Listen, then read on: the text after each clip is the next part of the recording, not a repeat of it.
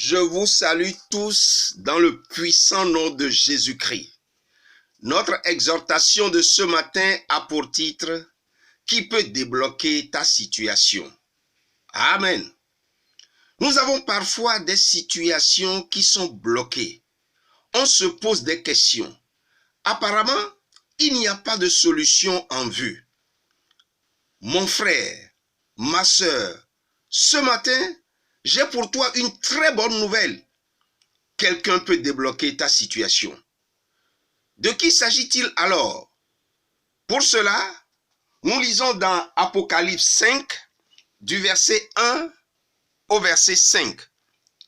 Il est écrit: « Puis je vis dans la main droite de celui qui était assis sur le trône un livre écrit en dedans et en dehors, scellé de 7 sceaux.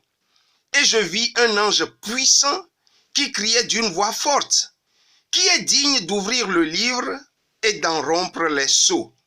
Et personne dans le ciel, ni sur la terre, ni sous la terre, ne put ouvrir le livre ni le regarder. Et je pleurais beaucoup de ce que personne ne fut trouvé digne d'ouvrir le livre ni de le regarder. Et l'un des vieillards me dit: Ne pleure point. Voici, le lion de la tribu de Juda, le rejeton de David, a vaincu pour ouvrir le livre et ses 7 sceaux. Amen. Nous allons aborder 3 points dans cette exhortation. Le premier point, de quel livre s'agit-il? Le deuxième point, pourquoi l'apôtre Jean pleura-t-il? Et le troisième point, qui peut rompre les 7 sceaux? Nous commençons par le premier point, de quel livre s'agit-il? Le livre écrit en dedans et en dehors. Le livre de révélation des projets de Dieu, de l'avenir de l'humanité, de ce qui est caché aux hommes, de ce que Dieu réserve à ses enfants qui persévèrent, de ce qui attend les rebelles. Nous passons au deuxième point. Pourquoi l'apôtre Jean pleura-t-il? Personne dans le ciel, ni sur la terre, ni sous la terre, ne fut trouvé digne d'ouvrir le livre. Ni les anges, aussi puissants soient-ils, ni les hommes, même les plus célèbres ou nantis, ni les végétaux, ni les animaux. Aucune créature ne put même regarder le livre. Alors, qui nous délivrera de la colère à venir? Nous passons au troisième point. Qui peut rompre les 7 sceaux?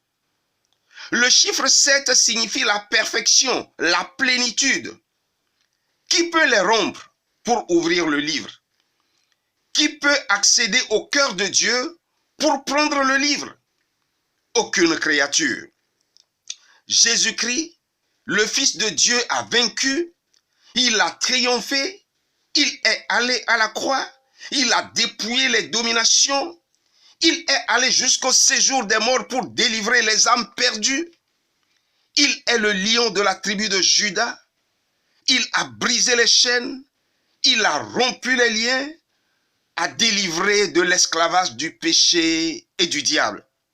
Lui seul est digne de rompre les 7 sceaux et d'ouvrir le livre. Alors, qu'est-ce qui a bloqué ta vie? Quel sceau a été posé sur ta vie? Jésus-Christ peut le rompre. Le sceau de la stérilité, le sceau de la maladie, du chômage, de célibat, le sceau de pauvreté, le sceau d'instabilité, le sceau de vagabondage, le sceau d'angoisse et de peur, et que sais-je encore? Nous lisons maintenant Philippiens chapitre 2, du verset 9 au verset 11. Il est écrit: « C'est pourquoi aussi Dieu l'a souverainement élevé et lui a donné le nom qui est au-dessus de tout nom, afin qu'au nom de Jésus, tous genoux fléchissent dans les cieux, sur la terre et sous la terre, et que toute langue confesse que Jésus-Christ est Seigneur, à la gloire de Dieu le Père. » Amen. Ce matin, réalise que dans le ciel, sur la terre et sous la terre. Seul Jésus-Christ peut rompre tes liens et te libérer de toute malédiction. Que Dieu bénisse sa parole ce matin et qu'il nous bénisse tous également. Merci et à très bientôt. Amen.